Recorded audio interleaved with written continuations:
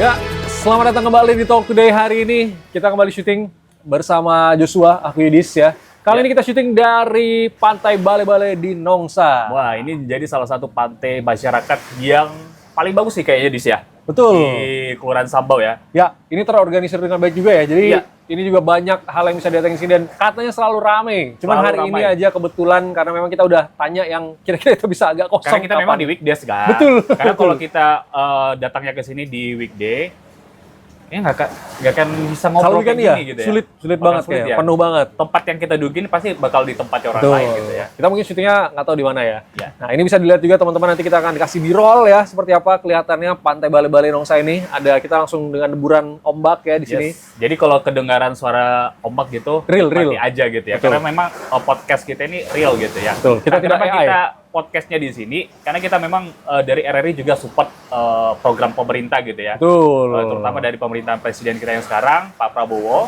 Asta Cita, dan kita akan mengangkat topiknya kali ini tentang ekonomi ya. Betul. Blue economy. Efeknya apa di Pantai Bale-Bale ini? Makanya kami sudah menghadirkan narasumber untuk diajak kita ngobrol hari ini. Kita sudah mengundang kemudian kita selamat datang di Talk Selamat Today, datang, Pak Pak. Lurah, Kelurahan Sambau, Pak ya? Iya. Sambal. Sambal Sehat, Pak dan- ya. Sehat, alhamdulillah. Alhamdulillah. Dan Pak Nurdin. Iya, Pak Nurdin, pengelola Pantai Bale-Bale. benar. Aduh, apa kabar, sehat Pak Lurah? Sehat, Pak alhamdulillah. Nurdin? Sehat. Selamat datang di sini. Waduh, ini tapi kayak Pak Lurah udah akrab banget sama Pak Nurdin ya. Sering kolaborasi kayaknya ya. Kayaknya sering sih. Iya. Tadi kita sempat ngobrol-ngobrol juga. Ternyata kolaborasi udah sejak lama gitu Betul. ya. Betul. Ini tapi Pak Nurdin kita mau bahas dulu dong. Mungkin bisa Ya. dikasih tahu ke teman-teman dan juga penonton kita. Ya. Pantai Bale-Bale ini bukanya untuk umum itu dari kapan, Pak? Pantai Bale-Bale ini berdirinya 2010. 2010. Pak. Iya, 2010. Oke, berarti udah jalan 15 tahun ya? Iya. Oke, awalnya dulu apakah memang langsung terbuka untuk masyarakat Batam sekitar sini atau ada yang khusus dulu, Pak? Oh tidak, ini dulu dia pertama kita buka pantai ini dulu khusus untuk tamu kita yang dari luar. Seperti Korea, Jepang, Cina, terus Singapura, Malaysia, ada beberapa negara lah. Nah, kita dulu buka ini karena tamu kita dalam satu hari untuk Korea aja itu sampai 350 sampai 380, paling minim 200 orang setiap Tiap hari. Tiap hari. Wow, luar Waduh, biasa. luar Ini biasa. betul-betul blue economy, Des. Ekonomi padat Iya. banget ya di sini dulu ya. Jadi bisa memanfaatin kemaritimannya kita Batam yang penuh dengan ekosistem lautnya, mangrove-nya, tapi di sini bisa mengelola dengan baik, bisa menghasilkan. Betul. Ini sebenarnya blue economy yang sudah go internasional loh. Betul. Karena harusnya- kalau kita lihat pantai-pantai masyarakat di daerah lain gitu ya, paling mereka cuma bisa mendatangkan lokal gitu ya, dari kota lain, provinsi lain. Tapi kalau di sini bisa menghasilkan dari beberapa negara. Bahkan juga bukan tetangga kita ya. Biasanya Jauh kan ya, paling banyak Korea kalau ya. di Batam, Singapura, Malaysia gitu ya. Tapi yang kali ini datang dari Korea. Wah, 250 paling sedikit, Pak Nurdin. Iya, Wah, itu berarti rame banget. ramai. Mereka waktu itu kesini kegiatannya ngapain aja, Pak? Biasanya. Apa Kalau tuh? dulu. Kalau dulu kesini mereka kegiatannya apa? Apa yang mereka cari? Kegiatannya ini dia dia lihat seperti pokok-pokok bakau ini. Dia heran mengapa pohon bisa hidup di air. Nggak ada di sana ya? Nggak ada. Nggak ada. Berarti mereka Korea yang betul-betul Iya. di Betul kota ya, kayak apa pohon ini gitu ya? Iya. Oh, bakau rupanya ya. Terus dia seperti nangka ya, buah nangka itu bukan buah, dia heran. Dia bilang itu durian. Oh, itu kan mengapa itu Nggak pernah bisa nampak. tumbuh keluar bukan pokok durian tapi pokok nangka kok bisa keluar. Dia bilang ini patutnya kan kalau durian keluar kan pohon durian. Ya. Ini kok pokok nangka keluarnya durian gitu. Oh. Padahal itu kan buahnya nangka. Oh, nangka ya. Iya. Ini Batam ajaib nih katanya Ya, ya. apa nih kata dia gitu ya datang. Nah, terus dia suasana kampung ini masih oke, masih nampak suasana kampung. Terus atraksi tarian budaya Melayu lah. Budaya Melayu ya. Ya. Makan-makanan gitu mereka ciri-ciri, Enggak, Pak? dia hanya beli-beli buah-buahan. Oh, buah-buahan. Ya, beli buah-buahan terus dengan anak-anak kadang-kadang dia senang bercanda. Dia benar-benar sukses banget sih sebenarnya Dis ya. Kalau kita lihat ya, dari tahun 2010 baru buka udah langsung bisa datengin ratusan orang Pak ya. Iya. Sebenarnya kalau Korea ini bukan hanya 2010, dia masuknya lebih awal di 2005. Oh, bahkan Tapi 2005. bukan di sini tempatnya, di sana. Tapi karena di sana, Di sana mana nih Pak? di ujung sana. Oh, Itu yang masih baru. masih Sampo ini Pak. Masih, masih. Oh iya iya. Tapi karena ada sengketa keluarga, kita pindahin ke sini. Nah, kita pindahin ke sini, alhamdulillah senang Koreanya karena dia lihat pokok bakau juga main di pelantar. Nah, jadi Korea ini senangnya kalau bersuasana kampung. Apa yang mereka tak punya di sana, Iya, apa yang tengok tak di sini punya. Pak ya. Contohnya aja pokok Bangkok bakau. ini, Pak, ya. Bangkok ya, Pak. Iya, kok bisa hidup di laut ya? Iya Pak, air asin gitu. Iya, Bingung asin mereka lagi ya. katanya. Ya, kalau Subur lagi ya di subur situ. lagi. Waduh, Ya, kayak gitu. berarti memang kalau pengen meningkatin ekonomi wilayah kita ini memang yang kita jual yang apa adanya gitu Pak ya. Iya, Apa yang nggak ada di mereka kita jual di sini. benar. Gitu ya. Dan ekonomi masyarakat sini pun terbantu. Nah, ini yang menarik nih, Dias. Apa Jadi dengar cerita nih ternyata ya, yang kerja di sini semua itu warga sini, Dis. Nah, betul nggak nih, kita coba tanya, betul nggak Pak Nurdin? Iya, benar. Semuanya warga di sini. Kakak yang buka warung itu di sini tinggalnya? Iya, tinggal di sini. Oke, oke. Terus yang kerja di sini semua masyarakat sekitar. Masyarakat Rumahnya dekat-dekat sini berarti? Iya, Oh, semuanya di sini. Tapi dulu itu mereka apa kegiatannya Pak? Dulu Kerjaannya kalau dulu? dulu sebelum Nelayan? itu ada kegiatannya itu jual bola. Ah, Jual bola? Iya. Golop dekat. Oh, golop ya. Gua di bola golop. Iya, sebelah ya. Ya, kalau kita lewat, kita pulang di jalan itu ada pondok-pondok di Di depan. Di depan, tuh. iya. Itu orang jual bola semuanya. Langsung jual bola? Iya. Oh, iya. Tapi saking dekatnya tadi Joshua juga nyasar Pak. Iya, Dia sebelah. masuk ke Tadi sebelah. Masuk ke Iya. ke lapang golop. Heeh. Jadi sempat main tadi Pak setengah Main jam. dulu sedikit. Dasar apa? Iya. Agak kenal-kenalan sedikit sama Candy katanya. Oh gitu. Jadi dulu itu jual bola terus akhirnya ini berkembang jadi wisata. Iya. Ya. Mereka kerja di sini. Wah, Ya, gitu jadi ya. begitu berjalan sampai 2019 ditimpah kopi. COVID ya. Kopi. Pak, tapi sebelum cerita tentang pasca Covid gitu ya. Iya. Kok Bapak ngambil warga sini sih? Kan banyak orang yang memang profesional bekerja gitu. Banyak yang muda-muda yang tenaganya bisa kita kuras ambil lah gitu ya, kita kerjakan. Tapi kalau kita lihat di sini kan banyak yang sudah berumur juga. Iya, Kenapa jadi Bapak gini. milih itu? Kita melihat dari hati ke hati Oke. bahwa kita mempekerjakan itu bukan dia itu harus mudah. Kalau dia kepingin kerja, kita kasih dia kerja. Mengapa? Membantu ekonominya. Karena di sini kebanyakan orang susah. Nah, kita juga punya hati bahwa kita memperkerjakan orang sini, artinya saling membantulah ekonominya, baik keluarganya. Jadi kita pun di sini itu merasa dia pun merasa memiliki tempat ini Oke, gitu. dengan adanya. Sempat sedih Dis tadi Dis. Ditambah Lumayan, lagi suara backsound ombak gitu kan. Oh iya, nanti ada makin kurang backsound-nya gitu ya. Pakai sendu. Ada efeknya nanti. Pakai sendu ya. Pakai Tapi sendu. di sisi lain memang benar juga sih yang dikatakan ya sama Bapak bahwa memang kalau kita nggak pekerjakan mereka, kalau kita ngomongin umur gitu Pak ya, Iya. ya mereka mau ngapain? Benar. Kan sementara mereka warga sini, Iya. tinggal di sini gitu Pak ya. Apa paling bagus ya memang kita berikan pekerjaan gitu Pak. Iya.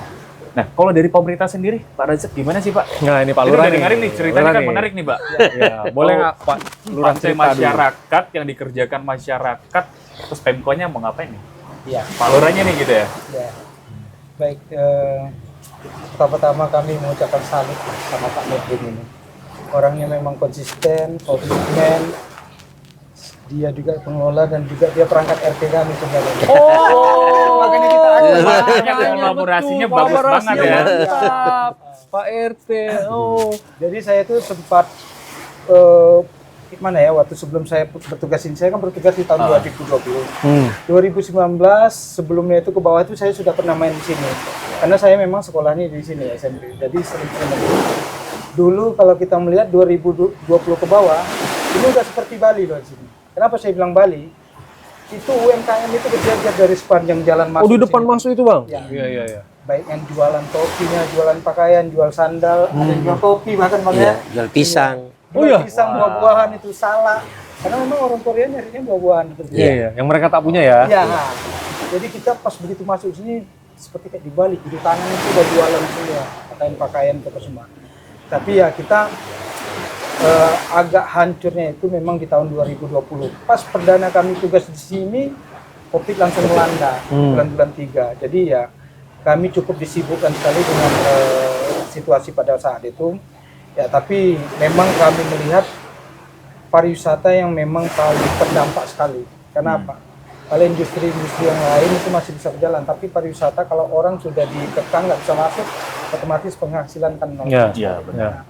Itu yang menjadi beban kami pada saat itu. Nah, akhirnya kami coba berbicara juga dengan kawan-kawan yang penggerak pariwisata yang berbasis masyarakat ataupun yang berskala internasional seperti di Batam Piu, itu Pak Andi Pong. Kita coba ya kopi-kopi santai sih sebenarnya. Kalau bisa kami bilang bahwa travel bubble itu pencetusnya memang dari sini awalnya tuh, travel bubble itu sehingga dijadikan 3B itu kalau salah, Batam, Bintan, dan Bali kemarin itu travel bubble itu. Awalnya bermula dari kedai kopi ini, itulah yang kami coba sampaikan travel bubble ini polanya seperti apa. Rencananya kita kemarin itu kan pada saat COVID masih memburuk betul itu, kita berharap tamu-tamu itu masih bisa masuk, tapi di dalam suatu kawasan yang terbatas. Melalui skema travel bubble tadi ya? Iya, itu yang kami bahas kan.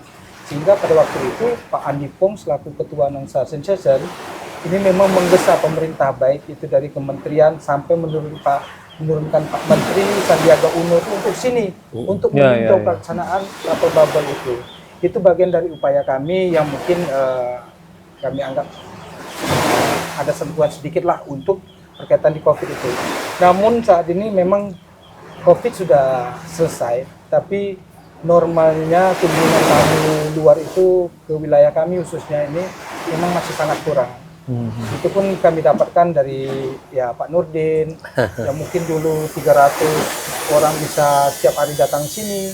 Ya kalau untuk tamu luar negeri sampai saat ini, ya mohon maaf, satu hari pun belum ada tentu yang bisa datang, makanya yang seperti dulu kan seperti itu.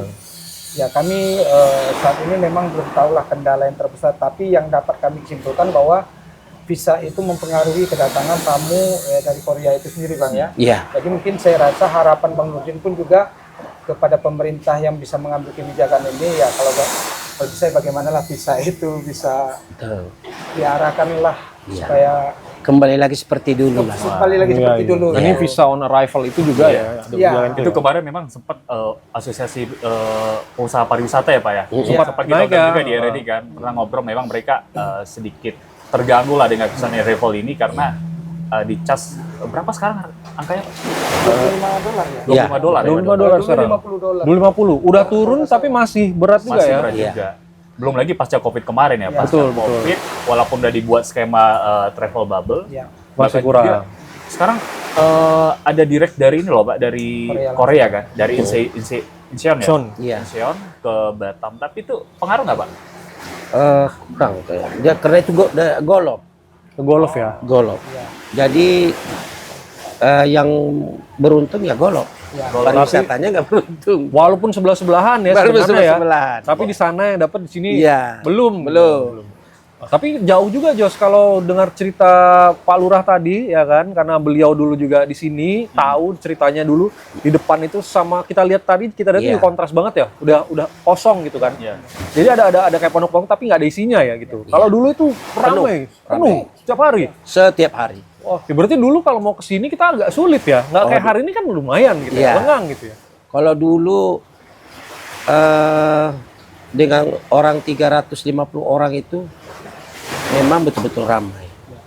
Jadi dia kalau datang tuh sekaligus datang. Nah, kadang 2 kali datang 150, 200, 150 belakangan seperti itu. Oke, jadi hidup ya dulu di sini. Hidup. Ya? Mandi laut juga mereka, Pak? Oh enggak. Oh enggak ya, Pak? Enggak ada mereka mandi laut, Pak ya? Menikmati buah-buahan mereka. Iya, buah-buah aja ya. Jadi dia hanya buah-buahan, tari-tarian. Tari-tarian. Oh, ada tari-tarian. Menari bersama masyarakat Iya, di sini ya. Oh, dari gitu. semua masyarakat. Terus sekarang penarinya macam mana jadinya? Masih ada. masih, kunjungan, kali kunjungan ada. masih. Oh, masih ada. Masih disediakan. Kebetulan penarinya pun anak-anak sini juga. Iya. Di sini juga ya. Memang betul-betul orang-orang di sini yang Dipekerjakan. Berarti efek-efeknya lumayan ini ya sebenarnya ya. Nah, aku mau ke Pak Lurah nih. Ini tadi Pak Lurah agak cerita sedikit habis. Udah ada kebijakan setelah COVID, tapi masih ada upaya travel bubble, tapi masih belum berhasil, belum ngangkat juga. Nah, kalau dari sisi Pak Lurah sendiri untuk mengambil kebijakan tuh seterbatas apa sih, Pak? Ya. Yang jelas kalau kelurahan ini kan akar rumputnya pemerintah. Iya, iya, iya. Semua aspirasi Paling yang dekat disampaikan sama kita, rakyat, gitu kan. betul. Nah, kita sudah berapa kali melakukan upaya ya. Kemarin sempat juga kita sudah pernah uji coba kemarin Bang ya. Iya. Menurunkan kedatangan turis dari Malaysia, Singapura, Iya. dan Australia juga. Iya. Berjumlah sekitar total 28 orang. Nah, kami kemarin sudah melaksanakan MOU dengan Nongsa Sensation. Jadi Nongsa Sensation itu di dalam itu ada Batam View, Montego, Nusa Point Marina, pokoknya resort-resort yang ada di sini lah. Sekitar Jadi, sini ya. yang diketuai oleh Pak Nipong selaku GM Manager dari Batam View sudah melakukan MOU kerjasama dengan itu. Nah, namun saat ini memang belum terlalu lancar lah pergerakan itu, sehingga ya tamu-tamu yang hadir ke sini pun belum dapat diarahkan mereka ke sini. Kami belum tahu kendalanya seperti apa, tapi kami sudah berupaya melakukan kerjasama itu sama pihak-pihak resort. Dan bahkan kami setiap kali event itu kami selalu menyampaikan bahwa kita ada agenda ini. Kalau bisa ya datangkanlah turisnya ke sini, bermain ke tempat kami. Tentu di sini juga ada permintaan juga dari pihak-pihak kawan pelaku resort yang memang mereka cari itu memang belum dapat kita sediakan di sini. Memang ada kekurangan dari kita terkait dengan souvenir, terus atraksi-atraksi yang memang kalau mereka bisa bilang itu bisa nggak di daerah kampung itu ada atraksi seperti kayak di Bali, ada atraksi yang bisa ditampilkan secara alami seperti itu. Nah itu yang memang kita belum memiliki kebudayaan seperti itu. Jadi ya memang butuh juga lah kami sentuhan dari pemerintah, baik pemerintah pusat, pemerintah kota. Kalau memang ada event-event yang berskala nasional atau apa itu, kalau bisa menyasarnya jangan di wilayah kota terus dong. Kalau bisa kayak gini. Geser ya. Iya sih. Aduh. Supaya kami bisa menikmati juga hasil dari pembangunan pemerintah kota. Iya, itu, iya, yang iya, ada di iya. sini. Ya, sementara kalau tempat kita kan memang representatif. Kalau untuk misalkan dilaksanakan ada agenda lari 10 kilo. Oh iya, lagi banyak tuh. Ya kemarin ada ya. Itu kan tempatnya rindang cantik Iya, seperti iya. itu kan. Mungkin bisa jangan larinya atau lari yang lain. Kita pun juga sudah kemarin sempat berjalan juga triathlon kerjasama dengan NPM. Nah itu kita mempekerjakan juga anak-anak sini sebagai stewardnya, Oke. sebagai marshalnya untuk situ. Setiap kali ada event itu kita selalu minta kepada penyelenggara kegiatan itu kalau bisa melibatkan orang-orang kami sini, termasuk UMKM. Tapi kalau venue-nya dilibatkan nggak kemarin yang triathlon di Batam? Ya, dilibatkan. Di Bali-Bali ini juga? Kalau di Bali-Bali nggak perlintasan saja. Perlintasan aja? Iya. Jadi kami itu merekrutnya itu pekerja lokal sini sebagai marshal Marshal-nya. yang berjaga di simpang-simpang setiap kampung. Ya, Seperti ya. itu. Tapi kalau bicara tentang atraksi memang ya itu jadi PR Pak ya. Tapi kalau dari amenitas saya lihat di Pantai Bali-Bali ini cukup lengkap dia Pak ya. Ya, Bersih lengkap, lagi ya. ya. Tempat sampah ada di mana-mana. Benar. Toilet juga bersih. Betul. Ini juga kita bisa banyak ya kalau mau aksesnya juga berenang tadi bisa. gampang ya di Betul. sini ya. Ini yang di sini itu apa, Pak? Itu tempat makan, Iya, Ya. restoran. restoran. Nah, ada restoran Lengkap juga, semua Pak. Pelantar ada kan. Bisa berjalan ya ke sana ya. Berarti memang ini betul-betul pemerintah Kota Batam harus kita push nih kayaknya ya. Kayaknya agak kurang ya. Ada lari 10 kilo. Secara administrasi kami sudah lengkapi di sini. Iya. Iya. Jadi setiap pantai wisata itu kan harus ada pengelola yang katakanlah mempunyai legalitas itu melalui SK kelompok sadar wisata. Oke. Di sini udah kita bentuk Sudah terbentuk. kelompok sadar wisatanya. Iya, ya. sudah. Itu kalau seandainya suatu saat memang SK itu dibutuhkan sebagai salah satu penerima bantuan, katakanlah ada program bantuan baik dari pusat dari atau apa, untuk melengkapi dokumen itu kita sudah siap, sudah kita adakan di sini secara administrasinya. Jadi yang bisa kami bantu itu secara administrasinya, terus program-programnya, terus mencarikan semacam inovasi-inovasi lah atau event-event yang apalah yang kira-kira bisa digelar di sini ya kita masukkan di sini. Karena kami juga harus berlaku adil juga, tidak hanya harus di sini karena ada pantai-pantai yang lain yang kami perhatikan. Bahkan ada pantai yang lain juga yang mungkin jauh di bawah standar dari Bali itu yang kami lagi push seperti macam di Teri, untuk mata ikan yang sekarang lagi kami gencarkan. Kalau Bali ini begitu dicari aja udah muncul di media sosial. Tapi Teluk Mati kan Teri kan masih apa? Ya, orang masih taunya itu kan kampung tua tidak tahu bisa untuk wisata gitu. Berarti Pak Lurah bisa ya?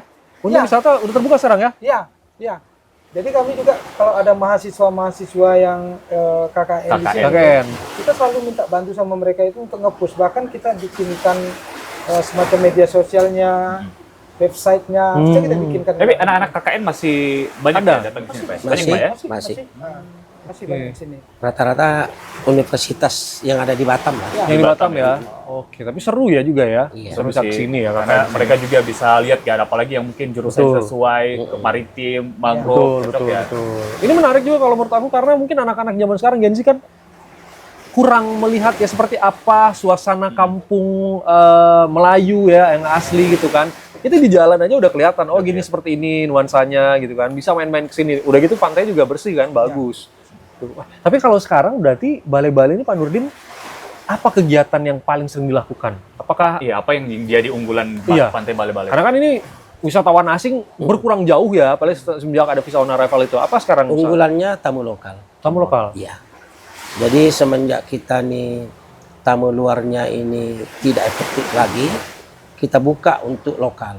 Kalau dulu kan kita tak buka lokal. Oh jadi dulu khusus ya? Jadi untuk supaya ekonomi juga tidak terus maju dan terus keluar masyarakat di sini bisa bekerja, ya mau tidak mau kita buka untuk lokal. Nah kalau lokal 1 bulan itu 1 minggu kita hitung 1 per minggu. 1 minggu itu sekitar 1.500 per minggunya. Per minggunya. Luar biasa ini lokal. Dan ini kalau untuk acara-acara gereja ini di sini semua dia. Banyak ya acaranya. Setiap minggu. Setiap minggu. Ya, jadi Sabtu Minggu itu kalau hari-hari. Tapi kalau hari besar itu sampai kadang-kadang full. Tempat pun tak ada lagi. Ya, kadang-kadang kita banyak juga yang kita tolak. Oke. Jadi kalau yang sudah langganan kita tolak, tak enak pula ya. Marah-marah dia. Berarti memang sebenarnya progresnya udah benar sih sebenarnya. Betul. Udah mulai bangkit lagi ke awal-awal tahun 2000. Iya, benar. Tapi nanti kalau beneran bangkit Pak, yang lokal gimana Pak? Gak boleh kesini lagi nggak? Nah, ini dia. Nanti jadi internasional aja gitu kan. Aduh, gimana ya? Kalau itu bisa. Kita bisa diatur. Bisa diatur ya.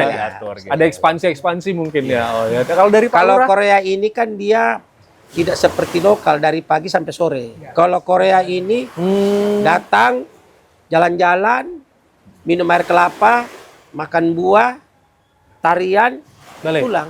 Oh, lebih cepat ya? Lebih cepat. Kalau lokal kita kan kayak gitu biasa duduk dulu. Iya, santai dulu. Kelapa habisnya lama ya, satu aja lama betul. Sunset dulu. Iya, seharian.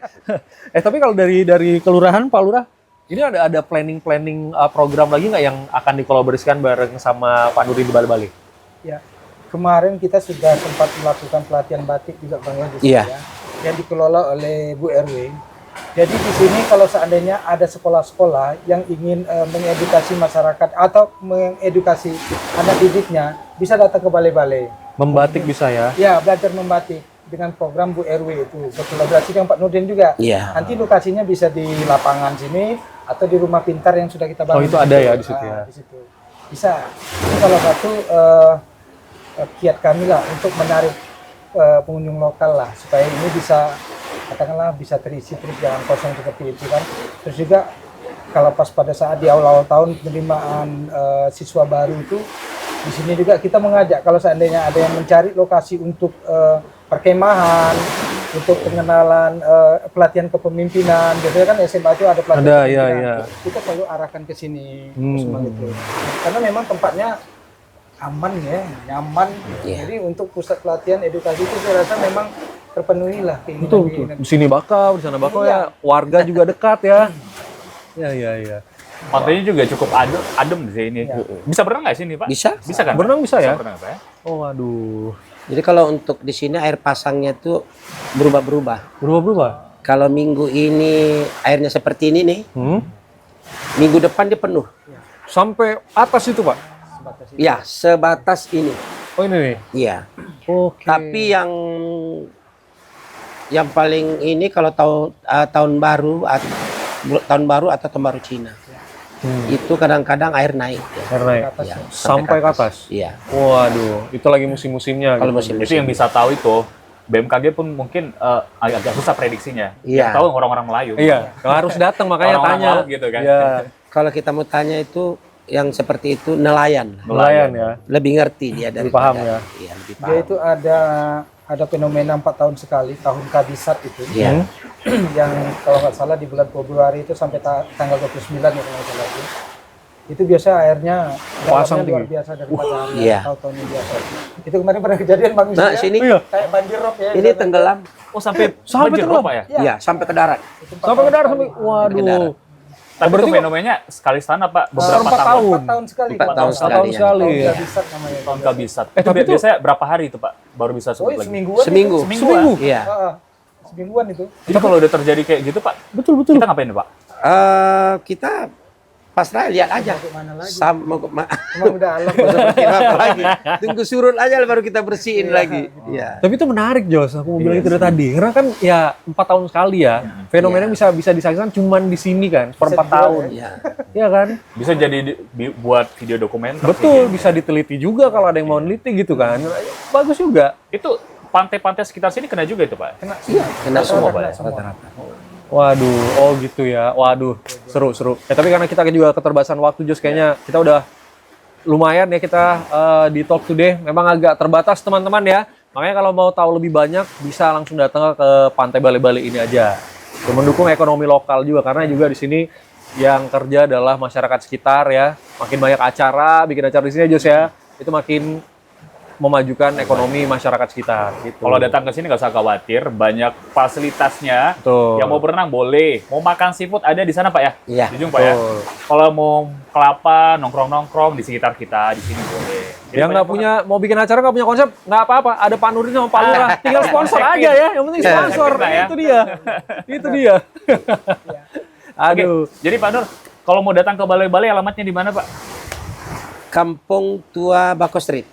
Kampung Tua Bako Street, Pantai Bale-Bale. Pantai Oh, Balai-Balai. Bale-Bale. Tinggal googling aja di Betul. map. Nah, satu lagi kalau Ya. misalnya mau bikin acara, bisa telepon dulu tak Pak Bisa. Nurdin? Boleh. Nomornya kemana Pak Nurdin? Jadi kalau datang ke sini mau bikin acara itu harus di booking dulu. Booking Oh, dulu. ingat, Ya, booking jauh-jauh. karena 1 minggu bisa 1.000 orang di sini, Pak ya. Ya, 1.500. kalau tidak di booking itu tempat tak dapat. Tak dapat ya. Tak dapat. Boleh kemana Pak bookingnya?